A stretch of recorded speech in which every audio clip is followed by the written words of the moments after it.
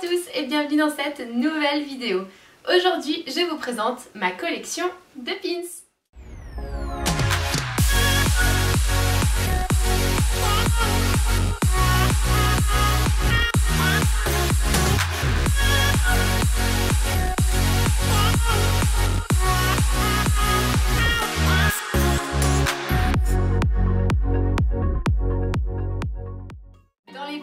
Disney, il existe un programme, si je puis dire, qui s'appelle le pin trading. Vous pouvez acheter des pins et vous pouvez en échanger. Bien sûr, pour pouvoir en échanger, il faut déjà en avoir de base. Mais la vidéo ne porte pas sur le pin trading, mais bien sur ma collection, parce que j'ai fait des échanges, j'en ai acheté, j'en ai plus souvent acheté qu'échangé d'ailleurs. Ma collection, je l'ai commencée depuis 2016 et comment vous dire que depuis 2016, elle a largement grandi. En 2017, avec ma mère, on les avait comptés, on était déjà à plus de 200 pins. Après, entre temps, je me suis séparée de pas mal de pins de ma collection à l'échange ou à la vente parce qu'il m'arrive d'en vendre aussi. D'ailleurs, si ça vous intéresse, je vous mets le lien de mon Vinted en description. Donc, en 2017, j'étais déjà à plus de 200 pins. Il est possible que ce chiffre ait largement augmenté depuis. Je vous avoue que je ne me suis pas amusée à les recompter. Donc ma collection, principalement, moi je fonctionne au coup de cœur. Si je vois un pins qui me plaît vraiment, je l'achète. Après, je vais avoir plus de facilité à avoir des coups de cœur pour des pins de personnages que j'aime, notamment Tic et Tac, Figaro, Cendrillon, Réponse. Je vais avoir des thèmes, mais c'est pas exhaustif parce que je vais vous montrer tout ça. Vous verrez que j'ai peut-être des thèmes qui se détachent un peu plus, mais au final, je collectionne un peu tout. À partir du moment où le pins me plaît, à partir du moment où je le trouve joli, mignon, coloré, enfin voilà. Je vais vous montrer tout ça. À ce jour, je pense, alors après encore une fois je ne les compte pas et je ne me suis pas amusée à compter combien j'ai de pins en tout et je ne me suis pas amusée à compter combien j'ai d'éditions limitées ou d'éditions non limitées. Mais je pense que j'ai plus de non limités que de limités parce que ça fait très longtemps que je ne fais plus les sorties de pins limités. Si vous n'êtes pas du tout familier avec le pin trading, je peux très bien vous faire une vidéo là-dessus pour vous expliquer un petit peu tout ça. Mais dans les grandes lignes, quand les pins limités sortent, donc ils sortent en quantité limitée, souvent ils sortent entre 150 et 700 exemplaires. Il y a un nombre de tirages limité et le problème c'est que ces pins ils s'arrachent, mais comme si la vie en dépendait. Voilà, moi c'est à dire que j'ai connu des sorties de pins où on pouvait arriver une semaine après, il en restait.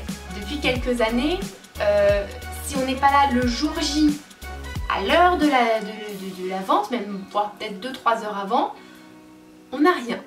Voilà, donc c'est la raison principale pour laquelle je ne fais plus les limités, sauf si j'ai la chance d'avoir un ticket Line Berty ou si j'ai la chance de tomber juste au Pueblo lorsqu'il en reste. Mais encore une fois, je ne m'étends pas là-dessus parce que là c'est vraiment un sujet à part.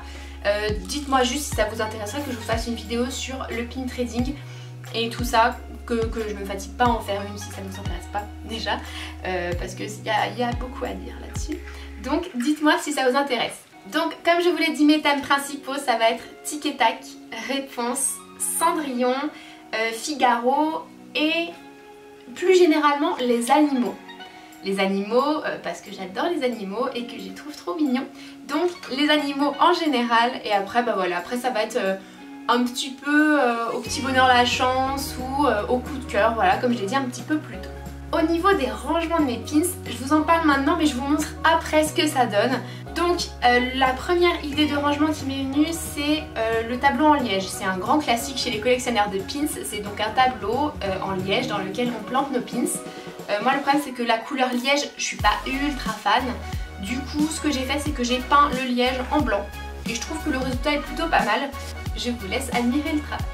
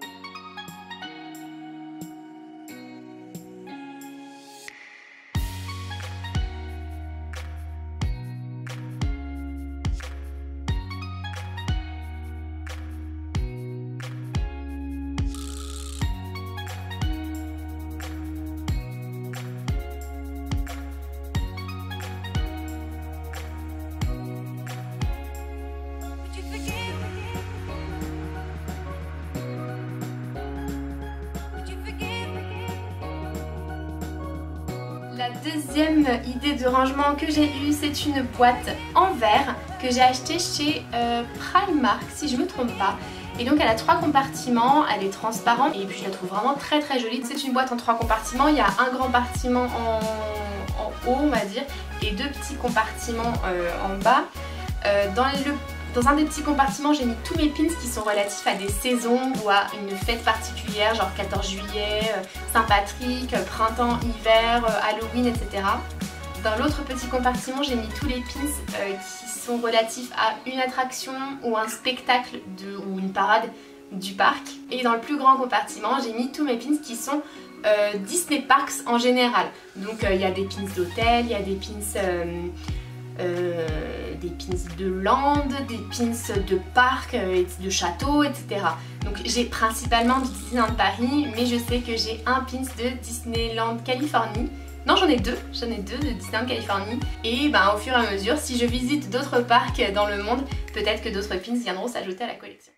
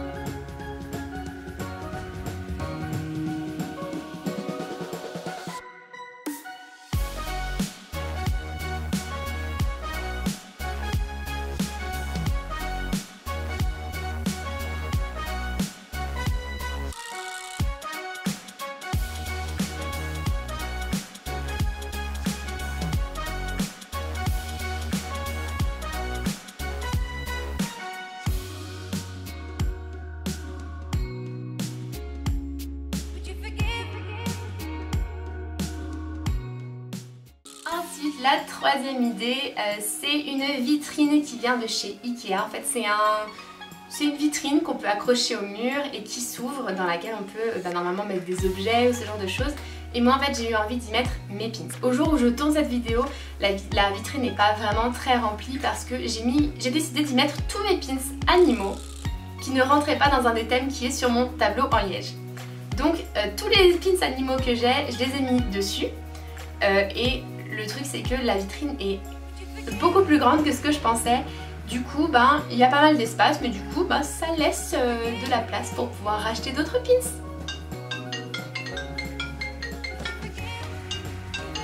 Oh, c'est ma banque. Allô? Oui, bonjour. Ça va très bien et vous? Pardon? Des achats de pins? Non. Non, non, non. Non, non, non, bien sûr que non.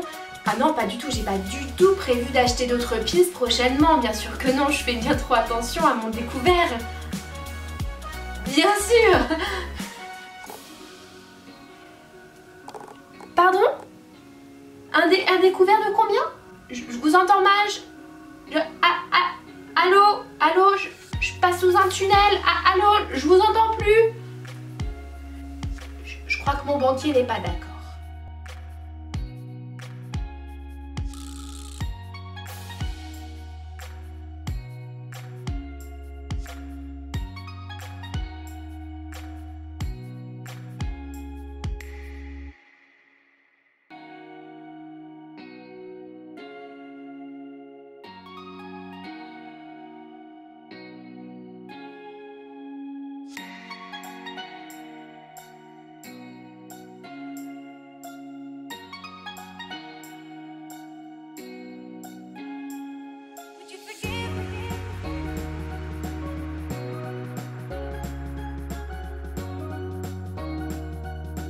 Ensuite, c'est pas vraiment un rangement de pins, mais je vous le présente quand même parce que ça fait partie de ma collection. C'est un coffret de pins limité là-haut. C'est un coffret qui est sorti à l'occasion des 10 ans du film. J'ai craqué pour ce coffret et du coup je le trouve vraiment trop joli comme ça. Donc j'ai pas très envie de le déboxer. Je trouve que la présentation est vraiment très sympa comme ça. Je le garde juste, du coup je le garde rangé parce que je peux pas vraiment l'exposer, j'ai pas trouvé de moyen de l'exposer. Et en même temps je trouve que ça s'expose pas vraiment.